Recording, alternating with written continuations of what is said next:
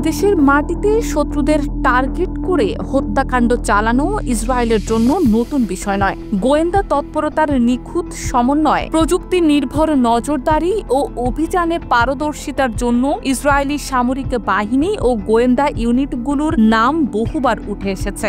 কখনো কখনো তাদের এসব অভিযানকে রীতিমতো গোয়েন্দা উপন্যাসের মতোই বলা হয়। 2024 সালের বিভিন্ন সময়ে লেবানন, সিরিয়া ও ইরান জুড়ে লক্ষ্য করে চালানো হামলাগুলোর পেছনে তাদেরই হাত রয়েছে বলে ধারণা করা হয়।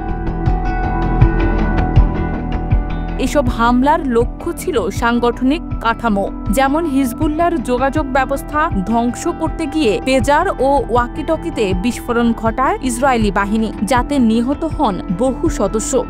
ইসরায়েলের গোয়েন্দা ব্যবস্থা মূলত 3টি প্রধান সংস্থা নিয়ে গঠিত: মোসাদ, শিন বেট ও আমান। সম্প্রতি ইসরায়েল তাদের গোয়েন্দা কাঠামোয় আরও একটি নতুন ইউনিট যুক্ত করেছে, যার নাম ব্রাঞ্চ 54। এটির কাজ মূলত ইরান এবং ইরানি বিপ্লবী গার্ড সম্পর্কে তথ্য সংগ্রহ ও যুদ্ধের প্রস্তুতি নেয়া।